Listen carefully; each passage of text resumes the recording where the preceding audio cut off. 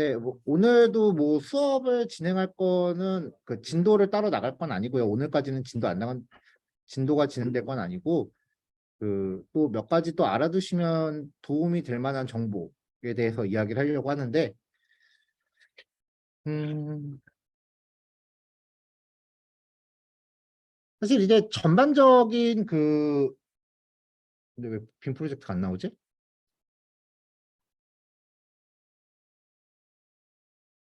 잠깐만요.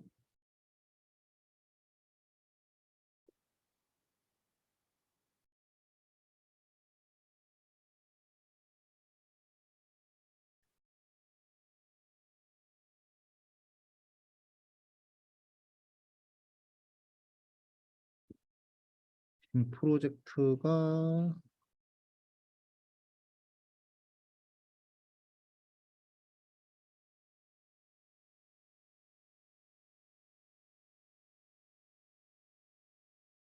빔 프로젝트가 아예 연결이 안 되네.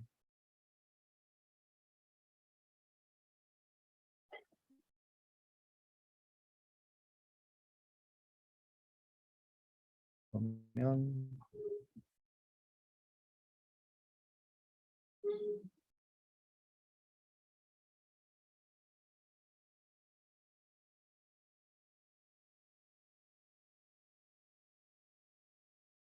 손이 짧다.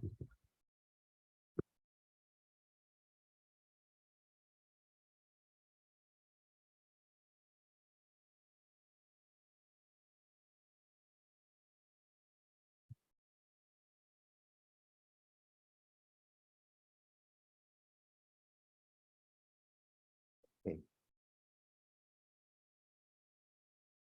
자, 뭐 정규 진도를 나갈 건 아니고요. 이제 프로젝트 코딩을 이제 개시하신 분도 있고 준비 중이신 분들도 계실 텐데 하면서 이제 여러분들이 참고하셔야 될 만한 사항들을 조금 그 이야기를 가볍게 한 시간 정도 하려고 해요. 음. 우리가 이제 리액트에 대해서 이야기를 했지만 사실 이걸로 이제 웹페이지 구현하는 전체를 다 언급할 수는 없어요.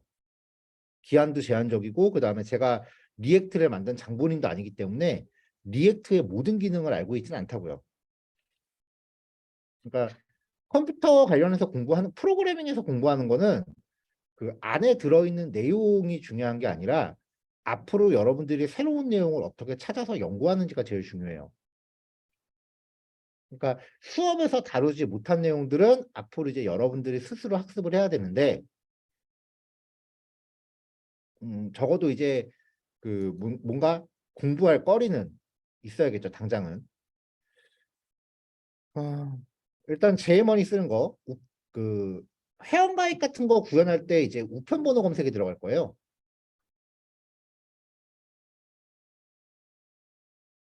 카카오로 검색해야 되나?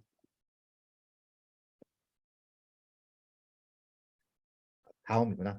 자, 그 다음 우편번호 서비스라고 하는 게 있어요. 이걸 클릭해서 들어가면은 자, 여러분들 웹사이트 사용하면서 이런 모양의 팝업 많이 보시죠? 회원가입 같은 거 할 때 아마 이런 형태의 팝업 종종 볼 거예요. 이게 카카오에서 제공하는 그 오픈 API라고 하기 조금 애매한데 그 팝업 창이에요. 그래서 이 팝업 창을 다들 열어서 그 연동을 해서 그 회원가입 같은 걸 구현을 하거든요. 우편번호 오픈 API 연동하는 것보다 훨씬 쉬워요. 스크립트 걸어서 그냥 객체만 만들면 팝업이 알아서 뜨거든요. 그래서 사용자가 여기서 뭔가 그 주소를 검색해서 선택하면은 선택된 결과값이 콜백 함수로 들어와요. 그래서 이거를 사용하는 건데 뭐 이런 식으로 이런 거요. 근데 지금 여기 나와 있는 거는 일반 바닐라 스크립트고 여기 앞에다가 리액트라고 키워드만 딱 붙이면은 리액트에서 카카오 우편번호 쓰는 법이 온라인에 되게 많이 돌아다녀요. 별로 안 어려워요. 이거는 컴포넌트화 안 돼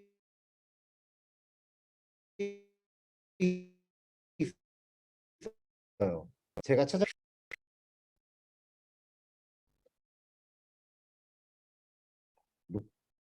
간만에 줌으로 녹화를 했더니 또 인터넷 연결이 불안정하다고 뜨네요. 그래서 여기 나와 있는 코드들 참고하셔서 그 우편번호 검색 붙이는 거 요거 한번 해보시면은 아마 이거 안 쓰는 팀은 없을 거고요. 특히 그 쇼핑몰 하시는 분들은 배송지 주소 같은 거 넣어야 될 테니까 아마 꽤 많이 들어갈 거예요. 자, 그래서 우편번호 검색은 카카오 우편번호 검색. 여러분들이 뭔가 원하는 기능이 있으면 그 기능을 그 키워드로 넣고요. 앞에다 리액트만 붙이면 돼요. 이게 첫 번째고, 그다음에 여기 뭐더라?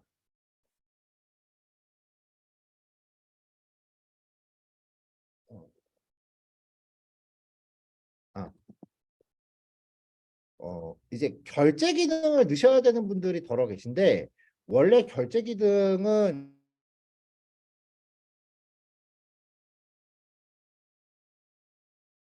받을 수가 없어요.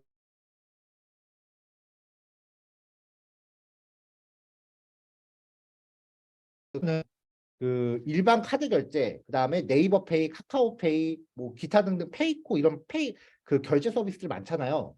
그거를 다 따로 구현해야 되거든요. 그래서 결제 한번 만든다 그러면은 제가 마지막으로 쇼핑몰 했을 때 저는 결제 기능만 보름 잡았어요, 일정은. 연동할 게 너무 많으니까 다 따로 연동해야 되니까. 그러니까 결제 대행사 하나당 한 3일 정도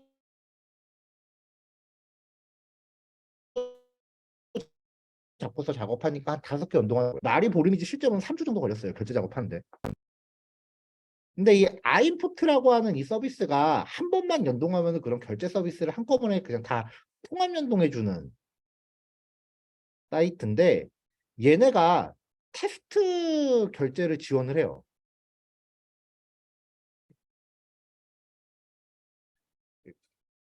가이드가 노션으로 돼 있네. 뭐 여기 얘네가 이제 테스트 결제를 지원을 하고 그 다음에 일반 오픈 API 형태로 결제가 진행되기 때문에 연동이 되게 쉽다 그러더라고요. 저도 직접 붙여보진 않았어요. 이런 게 있다 정도만 알고 있었지. 그래서 만약에 결제에 대해서 경험을 해보고자 하시는 분들은 이 아임포트라는 키워드로 검색을 해보시면 될 것 같아요. 있을래나? 리액트 아임포트. 음, 꽤 많아요.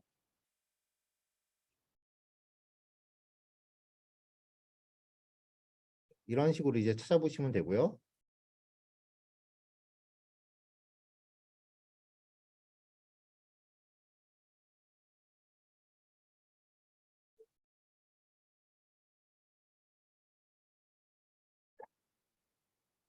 자, 그다음에 뭐 이런 각종 오픈 소스들 이제부터 많이 그 활용을 하셔야 될 텐데 글라이더.js라고 하는 라이브러리가 있어요. 얘가 어떤 거를 하게끔 해주는 거냐면은 각종 슬라이드 이런 거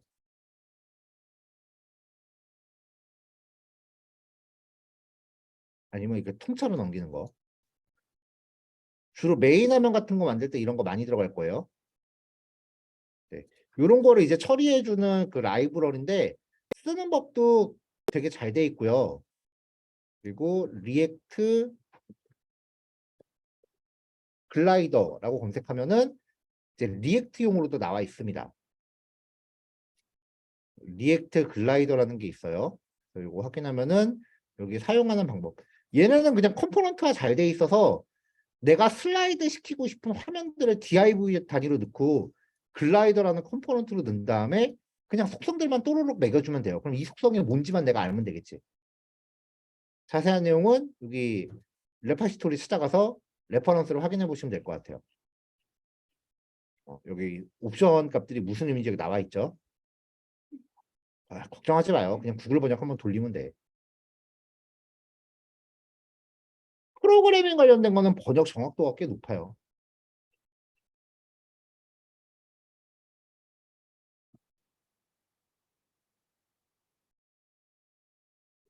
다른 건 몰라도 이거는 그 꽤 필요하신 분들이 많아 보이더라고요. 그래서 요것도 이제 사용해 그 한번 각자 찾아보시면 될 것 같고요. 원래 이전 기수였으면 리액트 수업이 끝나고 지금 여러분들 연습 문제, 최종 연습 문제 하고 있잖아요. 그게 끝난 다음에 시험 보기 전에 먼저 조별 과제를 하나 더 했었어요. 뭐냐면은 그 리액트용 오픈소스 라이브러리를 하나 이상 검색해서 사용 방법을 정리해서 발표하는 거. 그럼 그걸 이제 그 조별로 모아놓고 나면 그게 분량이 꽤 된단 말이에요.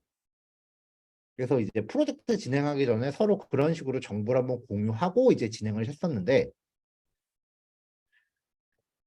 그러다 보니까 이제 지난 기수 같은 경우는 프로젝트 시간이 너무 짧아져갖고 이번에는 프로젝트 시간을 좀 확보하려고 그 발표 과제는 제가 안 했어요. 그리고 발표 과제를 하다 보니까 그게 별로 반응이 안 좋더라고요. 발표한다는 것 자체가. 그래서 안 한 것도 좀 있고요. 그래서 요것도 이제 그 한번 찾아보시면 될 것 같고요.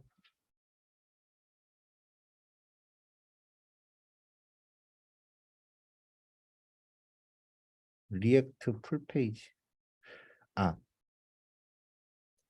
이게 이미지 슬라이드, 이게 지금 글라이드라고 하는 게 이제 건데, 제가 얘를 소개한 이유가 얘가 소스가 되게 깔끔하더라고요. 근데 그 저런 식의 이미지 슬라이드 중에 또 유명한 애가 슬릭이라고 하는 애예요. 리액트 슬릭이라는 애도 있는데, 이 슬릭이라는 애가 또 되게 유명해요. 글라이드하고 슬릭하고 뭐 피장파장인 것 같은데, 얘도 보면은 환경 설정 이렇게 변수 만들고 컴포넌트 쓰면서 설정 정보 세팅하면 이 안에 있는 div 단위로 이제 이미지 그 슬라이드가 되는, 이 div 안에 이미지를 넣건 동영상을 넣건 그거는 여러분들이 알아서 하면 되는 거죠.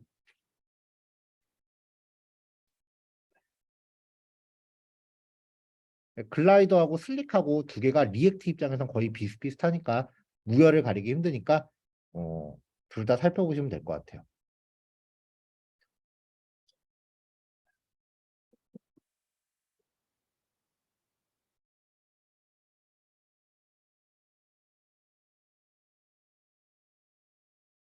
종종 리액트 UI 컴포넌트 라이브러리라는 이름으로 검색을 한번 해보세요. 시간 날 때마다. 그러면은 뭐 베스트 10개, 뭐 이런 식으로 베스트 20개 이런 식으로 정리되어 있는 글들이 종종 나와요. 이것들을 타고 들어가면은 요즘은 어떤 컴포넌트들이 잘 나가는구나 하는 것들이 이렇게 쭉 나옵니다. 이것들을 보고 나서 내가 적용해보고 싶은 게 있다면은 적용을 하면 되죠.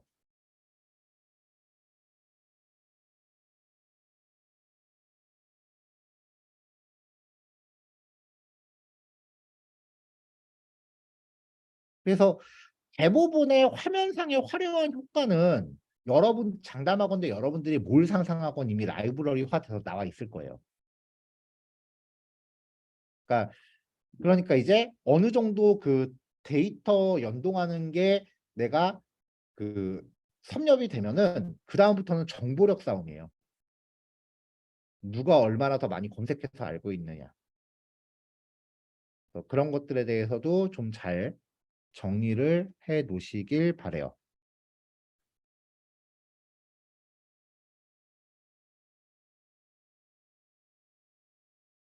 아,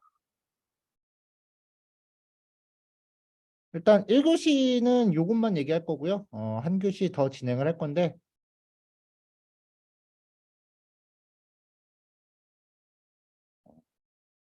다음 교시에는 그 우리 프로그램 설치만 하나 하고 마무리합시다. 그 다음 주부터 데이터베이스 진도 나갈 거라서, 월요일부터 이제 데이터베이스 진도 나갈 거라서, 아무리 시험이 3일짜리라 그래도 3일 시간을 통째로 드리진 않습니다. 지난 기수에 그렇게 했다가 클레임 한번 세게 들어와서 아무튼 그 지난 기수에 제가 프로젝트 시간에 하루 종일 프로젝트 하세요라고 드려본 적이 있는데 진도 안 나간다고 클레임 세게 들어왔거든요. 그래서 이사님한테 혼났어요 그때. 이사님하고 저기 앞에 면담실에서 면담까지 하고. 그래서 오전에 뭐라도 하긴 할 거예요. 그래서 데이터베이스를 다음 주 오전 중에 진행을 할 거고요. 거기 앞서서 일단은 오늘 설치만 하고 마무리할 거예요. 프로그램 설치만 할 거예요. 자, 일단은 지금 10시 5분인데 10시 10시 20분에 오십시다. 15분 정도 쉴게요. 그래서 오늘 프로그램 하나 설치하고 그 다음에 그 이후 시간은 여러분들 각자 타임 또 작업하시는 걸로 그렇게 운영할게요. 자, 20분에 모입시다.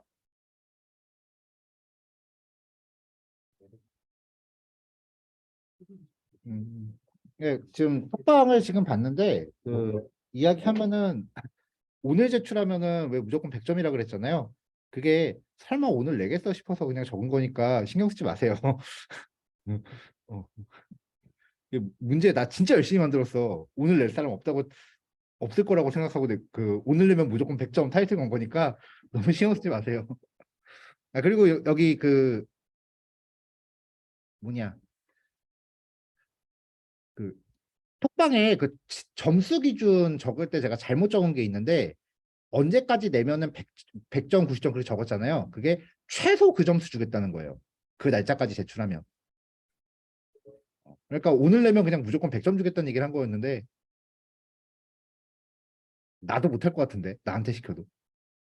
그러니까 그거는 너무 그렇게 신경 쓰지 마세요.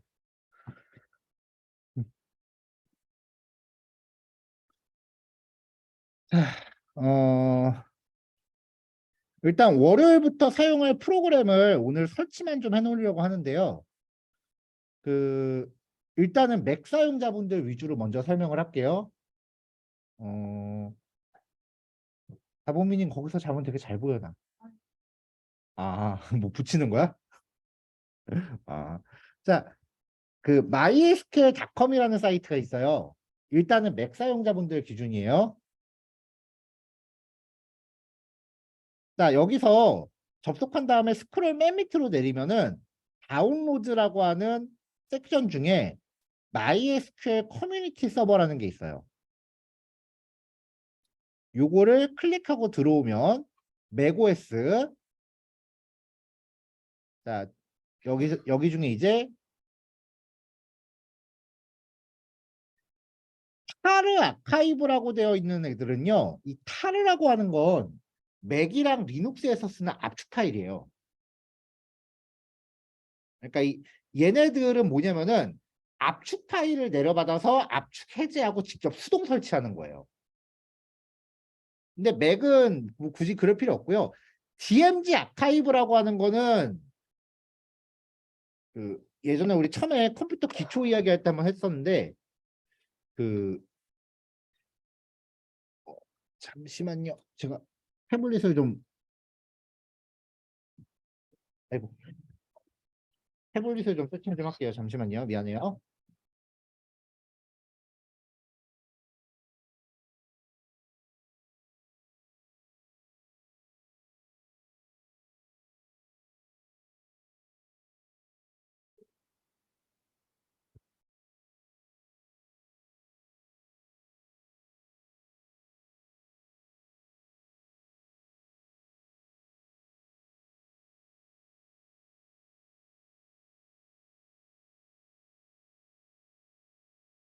아,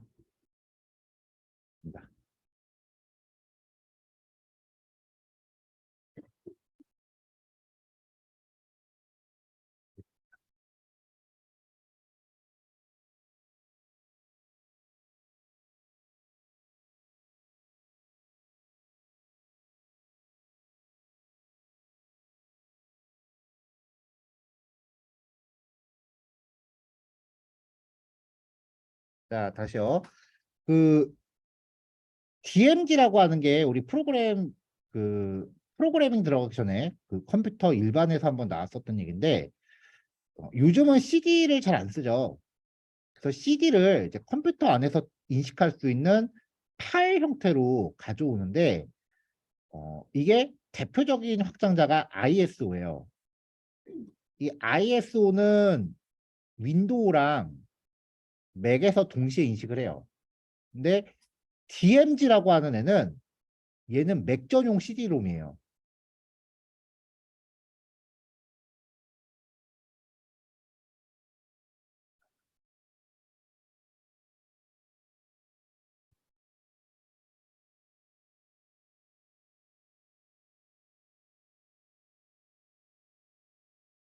자, 그래서 윈도우를 한번 가동해 볼게요. ISO 파일에 대해서 이야기를 해보죠.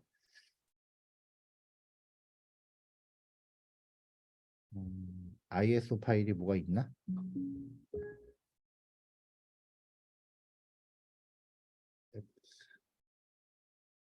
윈도우. 아이고.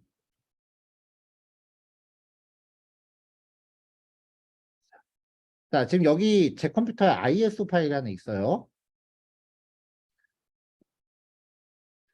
자, 맥에서는 이 ISO를 더블 클릭하면은 여기 밑에 옆에 이렇게 폴더처럼 장착이 돼요. CD롬에 씌지는 거랑 똑같아요.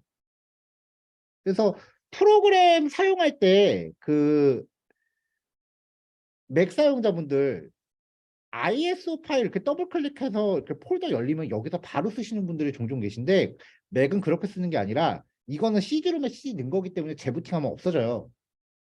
그러니까 얘를 응용 프로그램 안으로 넣어야 돼요.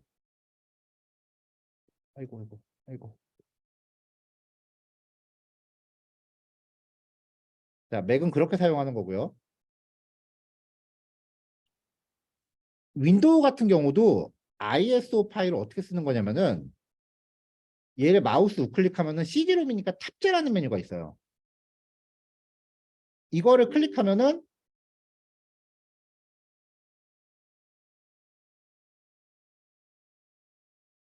지금 제 파일이 깨진 것 같아요.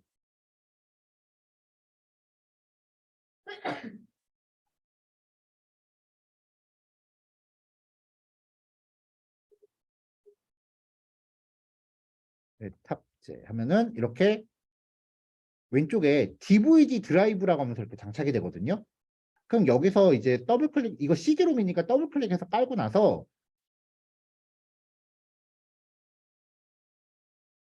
그럼 내 PC에 이렇게 CD로가 하나 들어간 것처럼 되니까 DVD나 CD가 하나 들어간 것처럼 되니까 얘를 마우스 우클릭해서 꺼내기 하셔야 돼요. CD롬에서 CD 꺼내는 것처럼. 이게 ISO 파일이에요. 그러니까 가상의 CD롬이에요. 그러니까 요걸 더블 클릭하면은 CD롬에 CD 넣은 거랑 똑같아진다. CD 사용 방법은 다들 아시죠?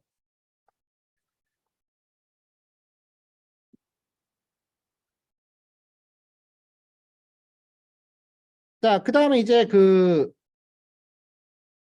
맥 버전의 DMG 파일 같은 경우는 이제 뭘 다운로드 받을지를 결정을 하셔야 되는데 X86 64비트라고 돼 있는 거는 인텔 맥이에요. 그러니까 예은님 같은 경우는 요걸 받으셔야 돼요. 그 밖에 M1 이상의 CPU를 쓰시는 분들은 ARM이라고 돼 있는 걸 받으셔야 돼요.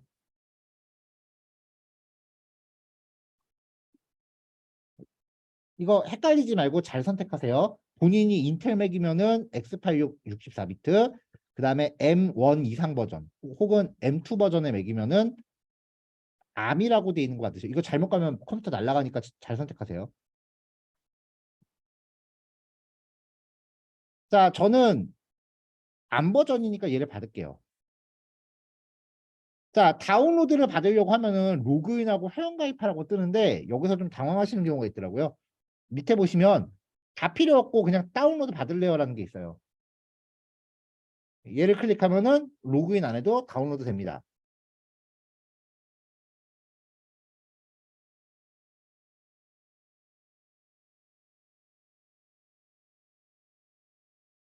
자, 다운로드가 돼요. 이게 용량이 적은 용량이 아니라서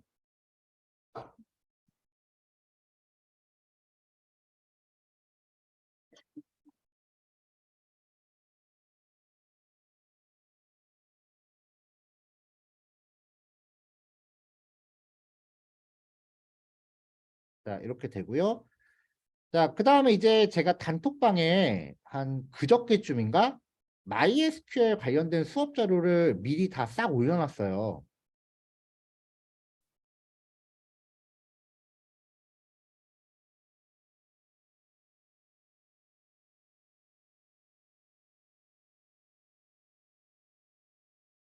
네, 검색하면 이게 MySQL 배포용 통합이라고 있고요. 11월 30일까지 유효기간이네요. 네, 요거 아직 못 받으신 분들은 받아 놓으시고요. 못 찾겠으면은 MySQL이라고 단톡방에서 검색하시면 있습니다.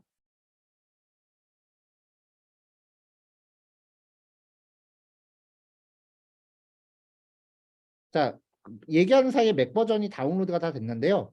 이 DMG 파일이니까 클릭하면은 CD로면 CD가 들어온 것처럼 된다 그랬죠? 이렇게 CD가 들어가요. 그러면은 설치 파일이 이렇게 있어요. 맥은 이거 그냥 더블 클릭하면 돼요. 더블 클릭하면 넥스트 하시면 별 문제 없이 그냥 설치 끝나요. 맥은 MySQL 설치는 좀 쉬워요. 사실 이거 말고 수동으로 설치하는 방법이 있긴 한데 그게 난이도가 진짜 극악이라 맥에서는 웬만하면 제가 권장하진 않고요.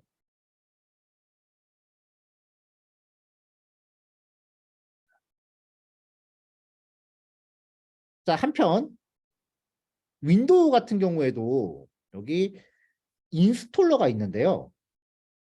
이 윈도우용 인스톨러는 시스템 상황에 따라서 설치 실패하는 경우가 워낙 많아서 윈도우는 인스톨러를 권장하지 않아요, 저는.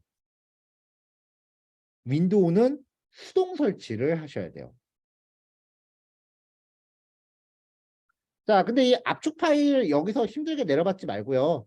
그 배포해드린 수업자를 보시면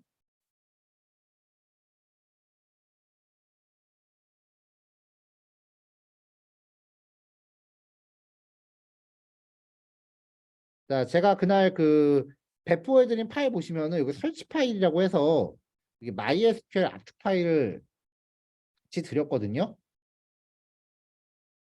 필요한 파일도 여기 넣어놨으니까 그냥 요거 그 사용하시면 되고요.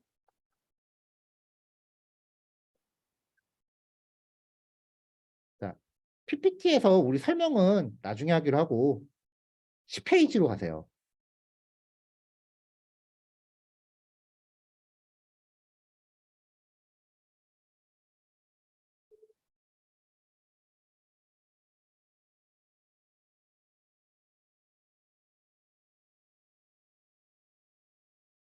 자, 일단 그 맥 윈도우에서의 MySQL을 쓰기 위해서는 C++로 만든 프로그램이 가동할 수 있는 환경이 있어야 돼요. 그걸 하기 위해서 비주얼 C++ 재배포 가능 도구라는 걸 깔아야 됩니다. 나는 집에 게임 좀 깔아봤다 하시는 분들은 본인도 모르게 이거 깔려 있을 수 있어요. 근데 요런 거를 이제 처음 들어보신 분들은 제가 이 파일 같이 드렸어요. 이거 찾기가 좀 힘들거든요. 왜냐면 이 페이지 주소가 마이크로소프트 얘네가 수시로 바꿔요. 그래서 요 파일을 제가 미리 드렸으니까 얘를 미리 설치하시고 그 다음에 이제 압축 파일 다운로드 받으면 된다고 했는데 그 압축 파일 제가 미리 드렸죠. 그래서 요 다운로드 페이지는 건너뛰시고 수업 교재 안에 들어있는 그 압축 파일을 C 드라이브나 D 드라이브 어디엔가 적당히 압축을 푸세요. 압축 파일이니까. 단, 이 MySQL은 여태까지 우리가 소스 작업하던 거는 중간에 이 중간 폴더 이름에 한글이 들어있어도 별 문제 없었어요. 그렇죠? 근데 MySQL은 이 최종 목적지까지 사이에 폴더 이름이 한글이나 공백이 있으면 무조건 안 깔려요.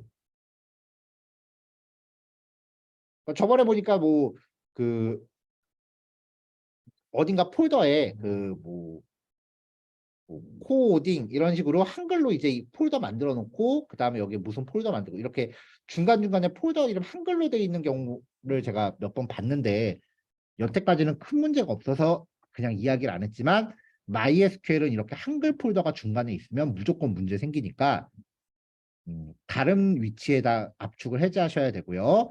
저는 그냥 D 드라이브 메인에다가 바로 압축을 해제했어요. C 드라이브나 D 드라이브 그냥 최상위에다가 MySQL 바로 압축을 해제하시는 게 제일 깔끔해요. 자, 이제부터 요 단계 잘 따라오세요. 자, 압축을 해제하고요. 한글 금지라고 그랬죠? 그 다음에 데이터라는 이름의 폴더를 직접 만드세요, 하나.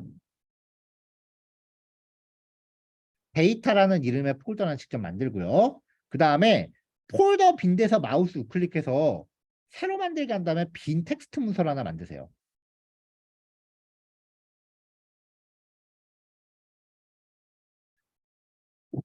자, 그 텍스트 파일의 이름을 i.ini로 바꾸세요. 확장자 조심하세요.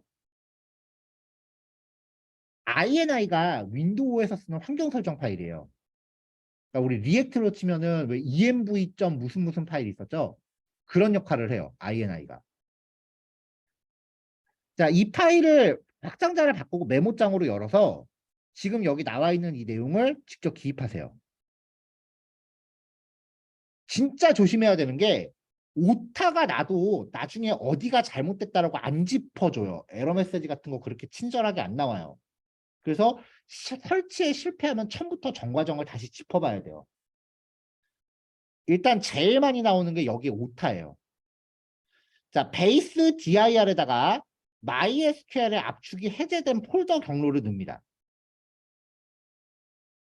데이터 dir은 그 폴더 뒤에 아까 데이터라는 폴더 만들었죠? 그 폴더 경로를 기입합니다. 설치 위치 안에 데이터. my.ini는 마우스 우클릭해서 편집 누르시면 메모장으로 열려요. 이거를 직접 코딩해서 넣으셔야 되고요. 자, 내 PC 마우스 우클릭해서 속성으로 들어가서요. 고급 시스템 설정 누르세요. 이 고급 시스템 설정에서 이제 환경 변수를 누르는데 지금 이게 윈도우 이게 10인가? 화면이에요. 근데 윈도우 11 쓰시는 분들이 고급 시스템 설정 버튼 여기 없어요.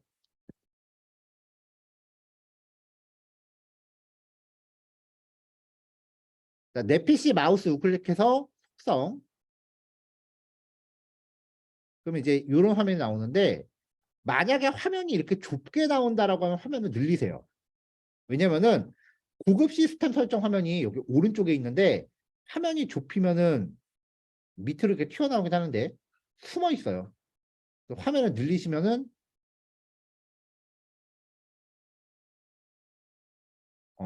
여기 오른쪽에 나올 거예요. 지금 저는 계속 여기 밑에 있네요. 고급 시스템 설정 여기.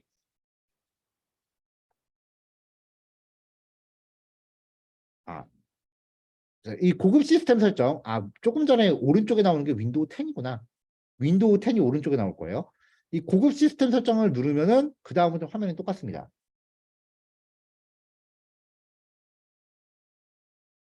자, 여기서 이제 환경 변수라는 걸 눌러서 MySQL이 설치된 경로를 이제 윈도우에 변수로 등록을 해줘야 돼요.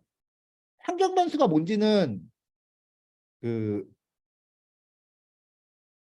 나중에 노드 할 때 좀 더 자세하게 나올 텐데 이 환경 변수라고 하는 걸 간단하게 이야기하면 말 그대로 변수예요. 문자의 변수예요. 근데 그 변수가 소스 코드에 코딩하는 게 아니라 운영 체제에 등록하는 거예요. 운영 체제 레벨에 등록하는 변수이기 때문에 여기에 등록된 변수는 이 컴퓨터 안에 모든 프로그램이 다 갖다 쓸 수 있어요.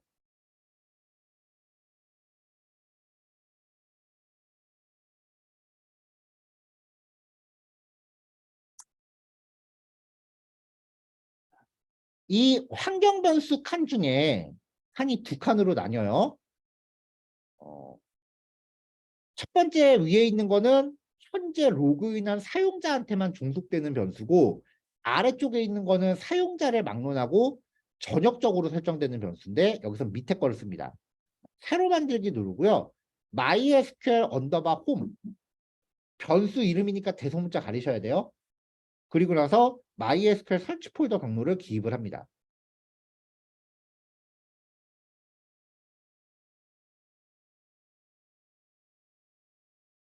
자, 그 다음에 패스라고 하는 변수를 찾아서 편집 버튼을 누르면은 기존에 등록되어 있는 항목들이 나오는데 거기에 새로 만들기를 누르고 퍼센트 MySQL 언더바 홈 퍼센트 역슬래시 빈이라고 입력을 해줘요.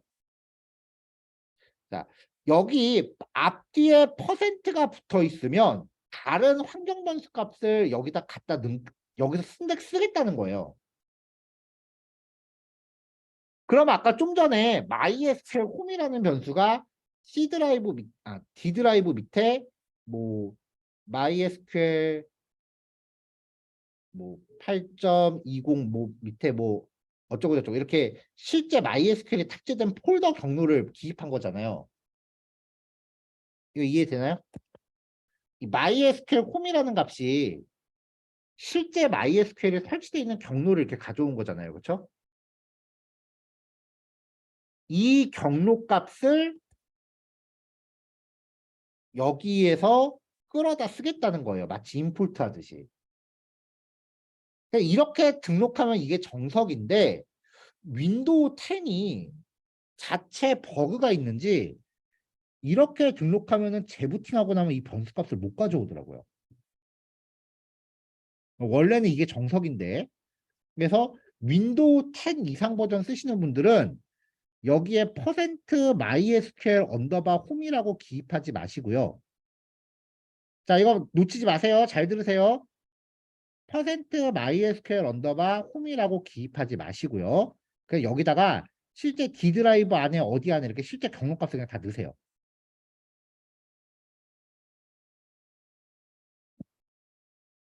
이 패스에 등록하는 거는 결국은 별거 없고요. 압축품 폴더 안에 보면 빈이라는 폴더가 있어요. 이 폴더 경로를 등록하는 거예요. 왜냐하면 이 폴더 안에 있는 내용들을 그 윈도우에서 자주 참조를 해야 되기 때문에 이 빈 폴더까지의 경로를 패스에다가 직접 기입을 하세요. 다. 자, 그 다음에 명령 프롬프트 열고요. 근데 명령 프롬프트 여는데 관리자 권한으로 열어야 돼요. 그냥 명령 프롬프트 여는 게 아니에요. 관리자 권한으로 열어야 돼요. 관리자 권한으로 열려면은 보통 우리 실행창 누르고 CMD 한 다음에 그냥 엔터 치죠. 그냥 엔터가 아니라 컨트롤 시프트 엔터예요. 그럼 관리자 권한으로 열려요. 차이가 있어요.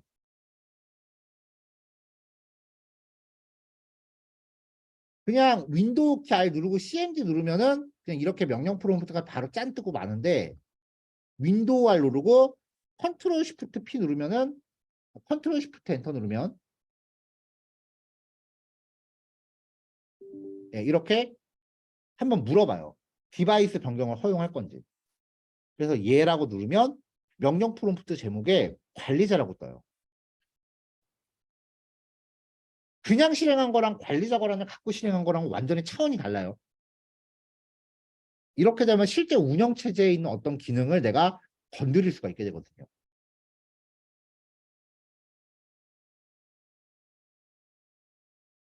자, 이렇게 해놓은 상태에서 MySQL 한 칸 띄고 빼기 두개 이니셜라이즈라고 입력하면은 정상적인 상황에서는 아무것도 결과가 안 나와요. 근데 여기까지 넘어오기에 대략 10에서 15초 정도 걸려요. MySQL을 초기화하는 거예요. 그 결과를 어디서 확인하냐면은 데이터 폴더 안에 한 이만큼의 파일이 생겨요. 근데 만약에 문제가 생겼다라고 하면은 여기 파일이 생기다 말아요. 파일이 몇 개 안 나올 거예요. 한 반 조금 안 되게 나올 거예요. 그러면 뭐가 잘못됐는지 안 나오니까 아무것도 출력 안 된다 그랬죠. 이케아 에러 메시지 한 서너 줄 나오고 말아요. 그래서 데이터 폴더에 결과물이 다 생겼는지를 봐서 정상적으로 설치가 됐는지 안 됐는지를 확인해야 되는데 만약에 여기 파일이 좀 생기다 만 것 같다라고 싶으면 여기 환경 변수 잘못 등록했거나 요거를 잘못 등록했거나 아니면 제일 흔한 게 이 파일에 오타가 났거나 이 셋 중에 하나입니다. 이걸 직접 역으로 따라가면서 짚어보셔야 돼요. 어디가 잘못됐다고 출력 안 해줘요, 얘는. 그래서 그 앞에 있는 설정 과정을 확인해서 뭔가 오타가 났다라는 걸 하면은 고치고 이걸 다시 해야 될 거 아니에요. 다시 하기 전에 중요한 거 데이터 폴더에 있는 거 싹 지우고 다시 하셔야 돼요. 여기에 뭐가 있으면 또 설치가 안 되니까 데이터 폴더 안에 있는 걸 싹 지우고 이 명령을 다시 하셔야 돼요. 이해됐죠?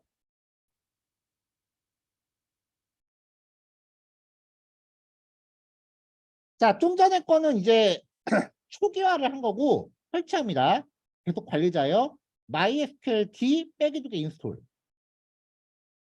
그러면 설치가 되면은 서비스 successfully installed 뜨고요.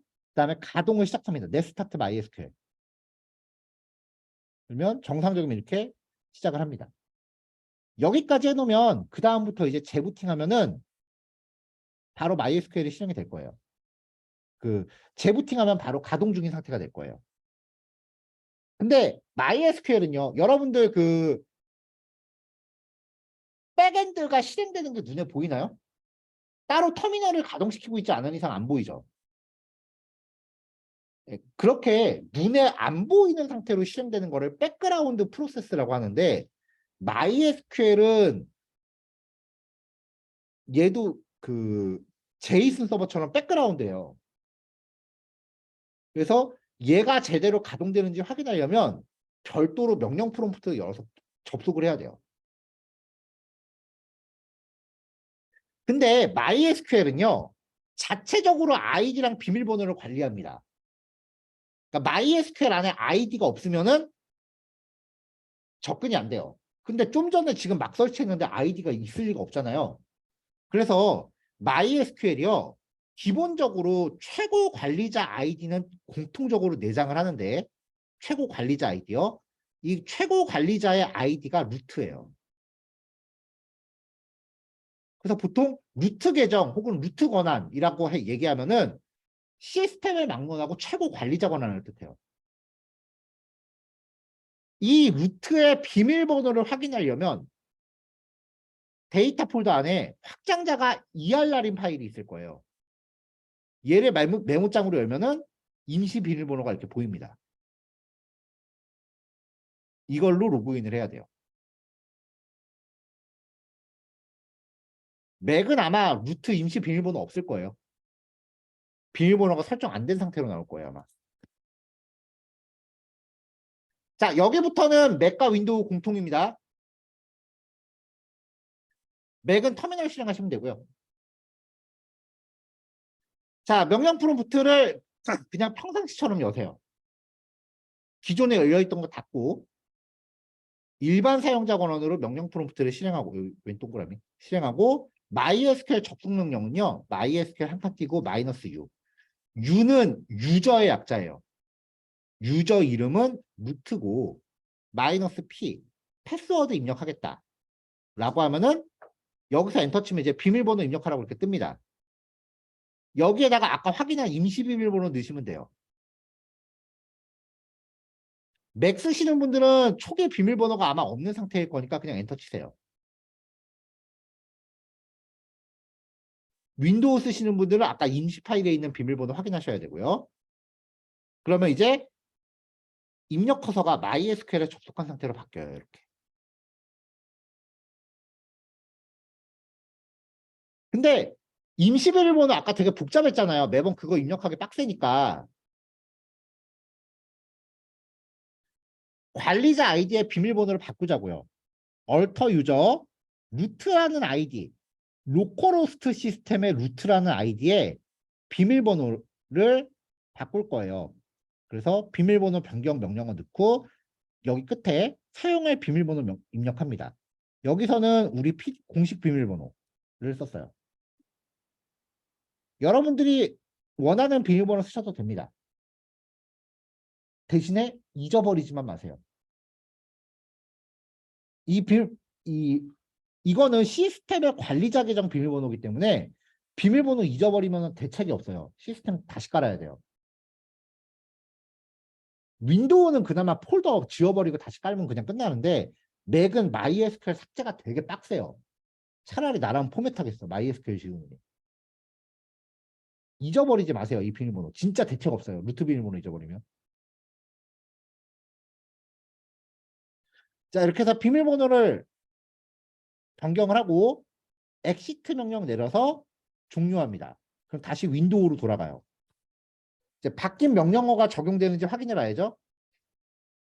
다시 접속합니다. MySQL 마이너스 루트 마이너스 P 하고서 변경된 비밀번호를 입력합니다. 자, 근데 맥 사용하시는 분들은 이렇게 비밀번호 입력할 때 조심하실 게 윈도우는 여기 별별별별 이렇게 입력되는 게 보여요. 근데 맥은 여기에 내가 뭘 입력해도 이게 아무것도 표시가 안 돼요. 그러니까 나는 키보드 입력하는데 화면상에 입력하는 것처럼 안 보여요.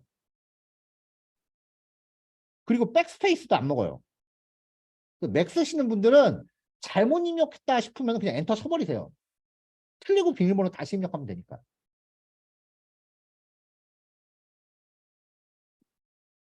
자, 이렇게 해서 접속까지 확인하시고 네. 여기 접속까지 이제 확인을 하시고요.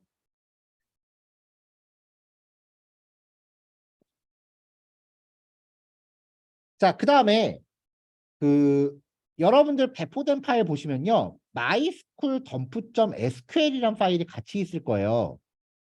이 파일이 있는 경로로 이동을 하세요. 윈도우 사용자 기준으로 cd/d 한 다음에 파일이 있는 경로. 이거보다 더 쉬운 거는 윈도우 폴더 창에서 바로 cmd 누르면 되죠. 이 파일이 있는 폴더 창 주소 입력 줄에다가 바로 cmd라고 입력하고 엔터 치면 바로 거기서 열리는 거 아시죠?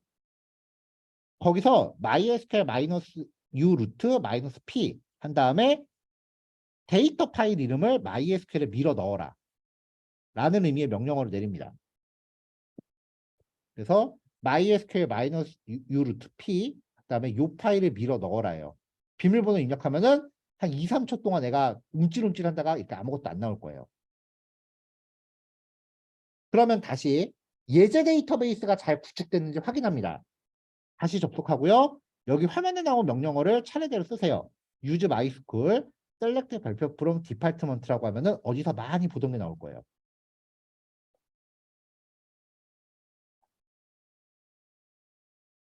자, 여기까지 하면 설치가 끝납니다. 이제 이게 준비가 되면 다음 주부터 우리가 맨날 했었던 그 제이슨 서버의 그 데이터들, 기본 데이터들 있죠? 그걸 제공하는 백엔드를 직접 구축하는 과정을 시작하게 될 거예요. 그러니까 여러분들이 여태까지 그 수업 예제로 썼었던 그 제이슨 서버가요. 전부 다 그 백엔드 감안하고 같은 데이터 처리한 거예요.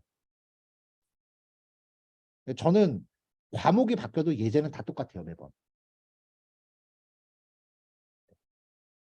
요 데이터를 실제 데이터베이스 시스템을 통해서 다뤄볼 겁니다.